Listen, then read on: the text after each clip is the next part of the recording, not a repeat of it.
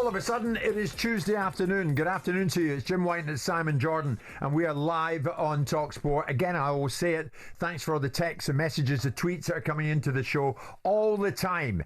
You guys and girls out there want to get involved with us, and that's great by me. So many getting in touch with the interview we did with the former Rangers owner and chairman, Sir David Murray. Maybe try and touch on that with Simon to an extent before we go today at 1 o'clock. But a lot to get through in the final hour, and today is no different to any other day. This Saturday, talkSPORT brings you more Bare Knuckle Boxing as Harry Gigliotti, I love that name, and Callum Chicane face off at BKB Bolton. The event will be free and available to watch on the talkSPORT Boxing YouTube channel. And joining us now, I am delighted to say, to look ahead to that event and much more, is the Chief Executive of BKB, Bare Knuckle Boxing Promotion, Greg Bloom. Greg, good afternoon to you, mate. Thanks for having me back. And former boxer turned pundit commentator, in my view, one of the best in the business, not only in the ring but outside it, Paulie Malignaggi. Thanks for having me, guys. What an introduction we've given you both. But before we go any further, Simon,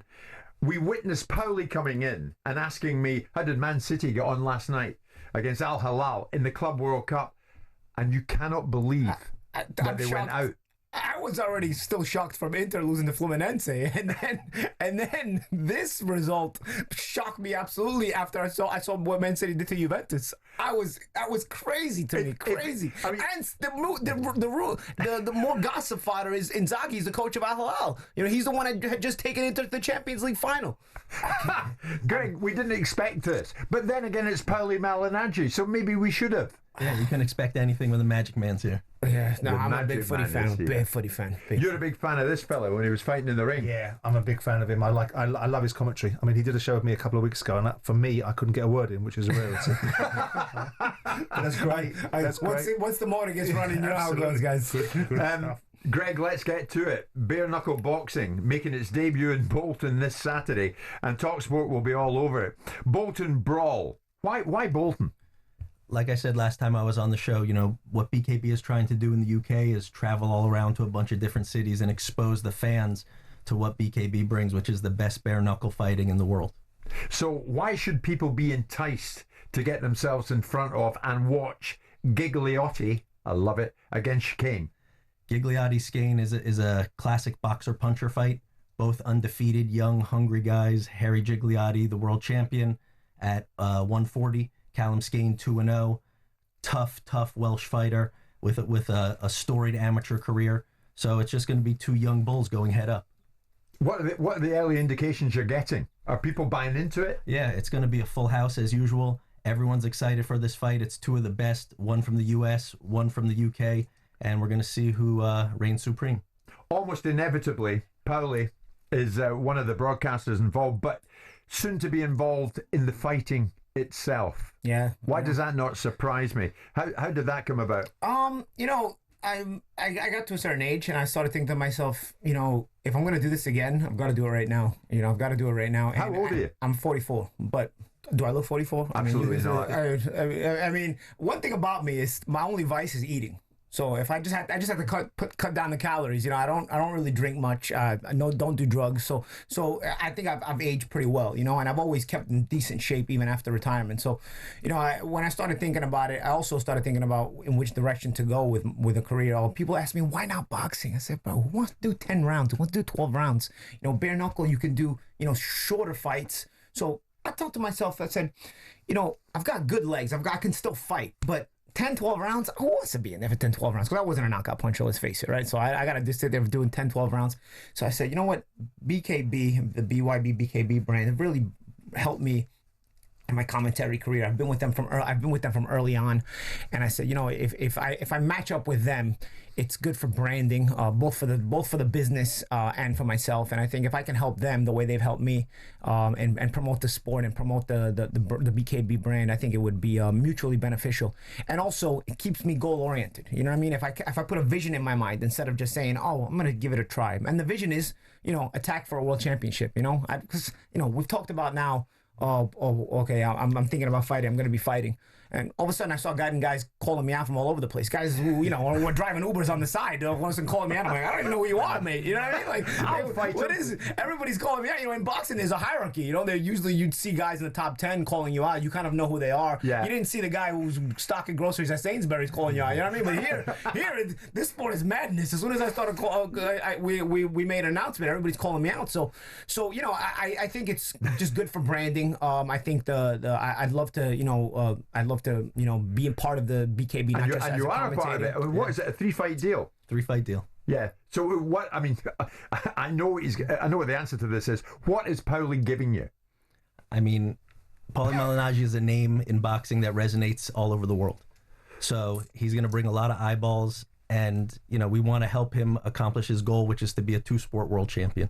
At least give him the opportunity.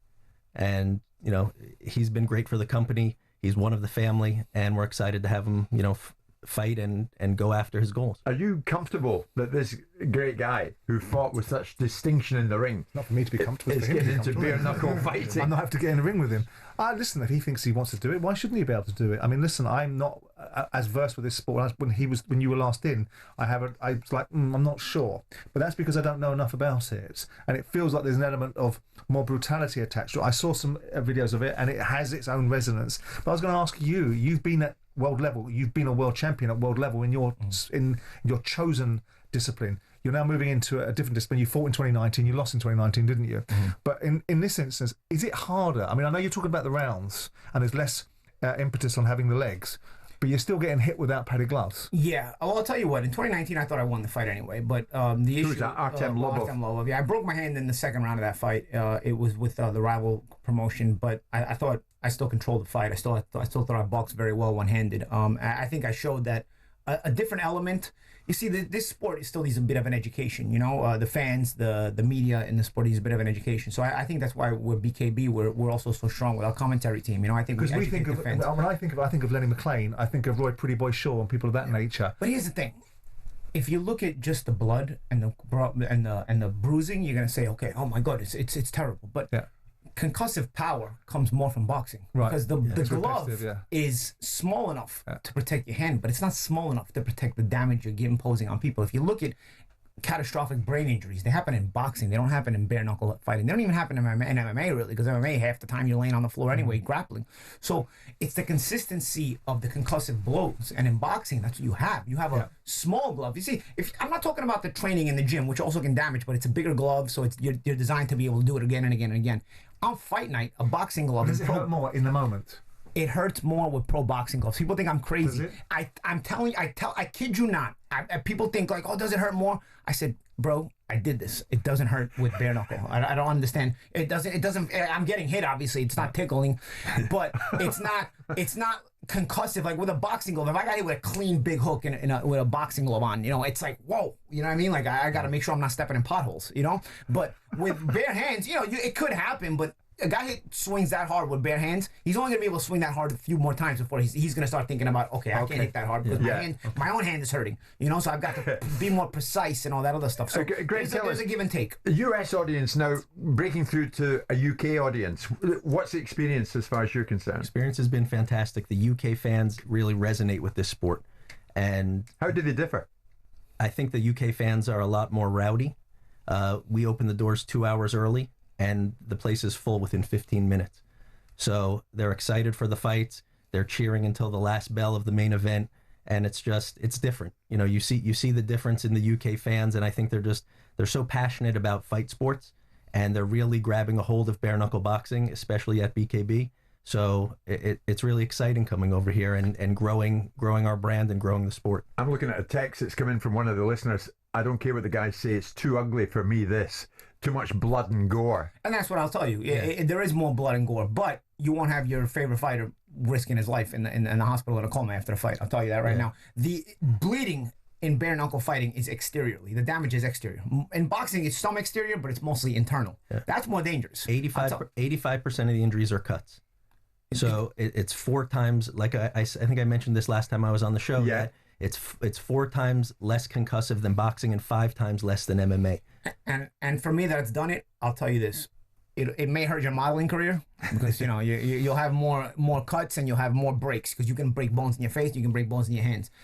You can do the same thing in pro boxing, but it's more difficult to have as many cuts. What size are the events, Greg? I mean, what size auditoriums are you playing into? What size attendances are you getting? Right now we're at about 1,500. Yeah. But for Paulie's fight, we're going to be in about a 3,000-4,000 seat arena, moving up. And you'll sell it out. Yeah, I believe so. I mean, again, we want our place to be full. We want it to be loud. We want all the fans to be going crazy.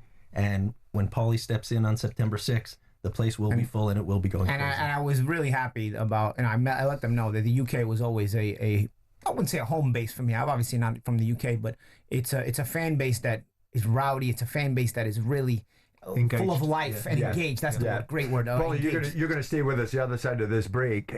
Greg, before you go, tell me, as the chief exec of BKB, what can we look forward to? It's going to be live on the talkSPORT Boxing YouTube channel this Saturday night. What are we going to get? You're going to get 12 very exciting fights. I mean, besides the main event, you have Scott McHugh against Liam Swanee Howell as the co-main, Dan Gittins against Harvey Dossett, and the list goes on and on. Everyone should tune in. Everyone should start to watch BKB because, like I said last time, we are the biggest thing in combat sports, and we're coming for everyone. My God, you're selling it well. Greg, thank you for your time. Greg Bloom, Chief Executive of BKB.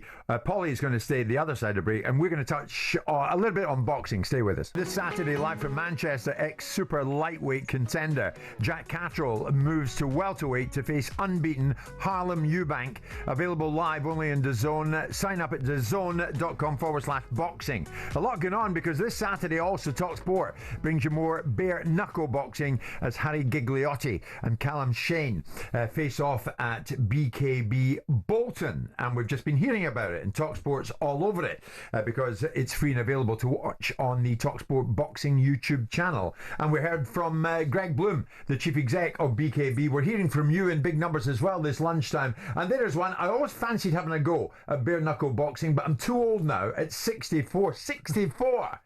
But I'll be watching the Bare Knuckle Boxing fights because I think it's a pure form of boxing, says Rock from Colchester.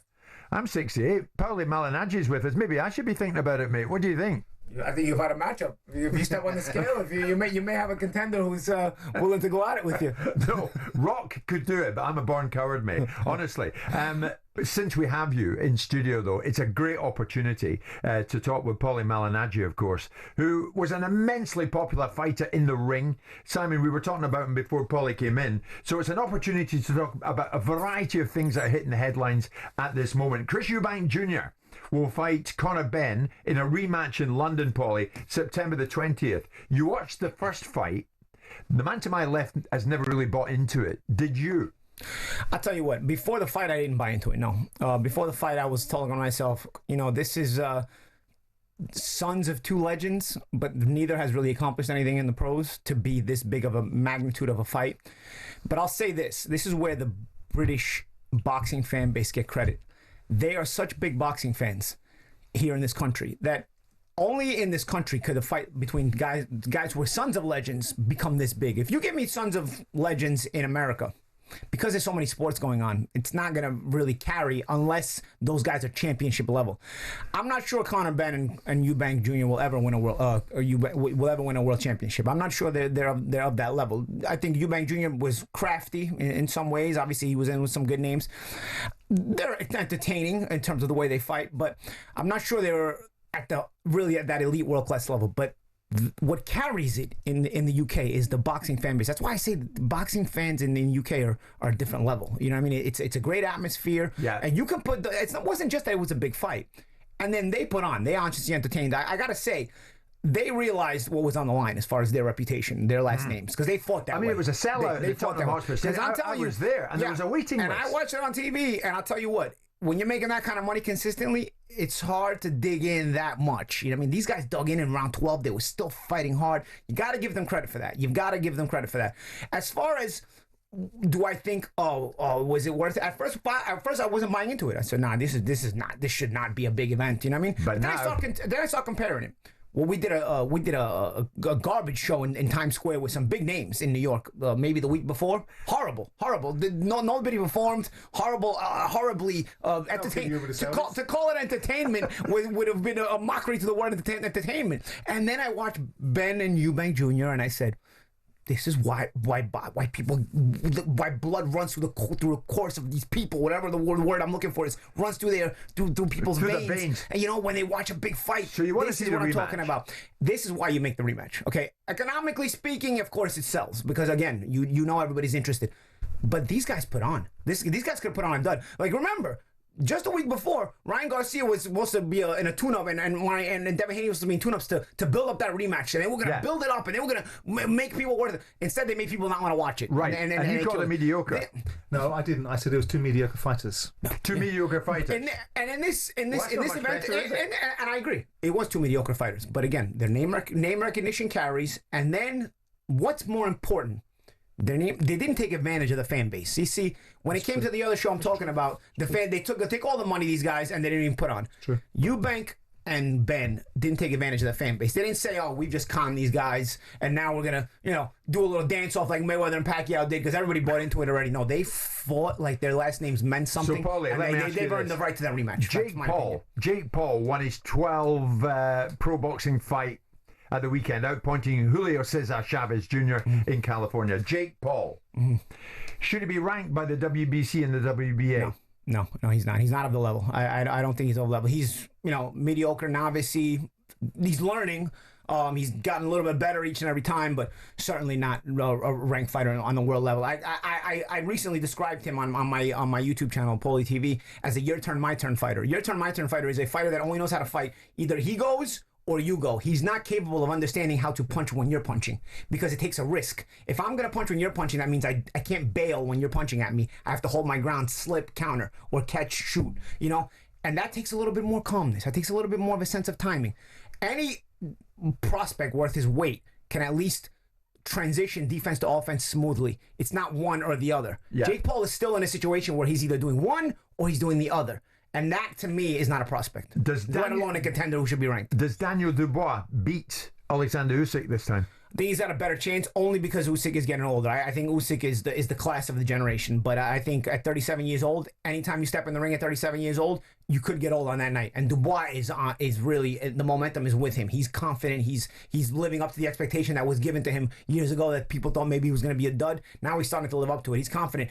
But I still only think that it's Usyk's age that factors in because the best Usyk still beats the best of war. Yeah. And finally, I don't want to finish on that downbeat note, but I watched Deontay Wilder at the weekend. Well, that's a downbeat note. That's a downbeat note. And he beat Tyrrell Herndon. And I remember saying to you quite facetiously beforehand, looking at Tyrrell Herndon, by the sounds of him, I might have a chance. Yeah. It was mediocre. Well, I'll tell you what, during the warm-ups, one of my friends hit me up and said, oh, look at Herndon. He's preparing how he's going to get knocked out. And I saw him in the dressing room, and he was just stepping around. And I said, I've never seen a guy warming up in the dressing room not throwing a punch before a fight. This guy is actually warming up to survive the fight. He wasn't throwing a punch and sure enough, he came out in the fight and he was stepping around to the left, stepping around to the right, stepping around to the left, stepping around to the right, and Wilder couldn't find him. I thought it was a horrible performance. I thought the highlight of the night was actually our BKB super heavyweight champion Gustavo Trujillo getting a knockout on the undercard because he does some pro boxing on the side. Our super heavyweight Gustavo Trujillo is one to watch for BKB. Just give a shameless plug to BKB one more time. Shameless, but we have a great super heavyweight champion. And yet, talk of AJ Wilder doesn't seem to go away. Yeah, it's one of those fights that it was the coulda, shoulda, wouldas, and so I think people will still live in the nostalgia. I think if Wilder had given some kind of performance, it could have maybe rebuilt some interest because I think people will always kind of be curious about that fight, the what if. But man, Wilder made you never want to watch him again. I don't know, man. I don't know what to do with that one. Next time we're with Paulie Malignaggi in studio, we'll get him to say what he really means. We didn't want to go on a downbeat no, but it's hard to go on an upbeat no with that one. Good luck with the Bare Knuckle Boxing. Thanks, mate. I'll be watching for it. Of course, live on Saturday from Bolton. That's then, this is now. Let's head down to Wimbledon, get the latest from Lisa. On AM, on DAB, via the talkSPORT app and on your smart speaker. talkSPORT.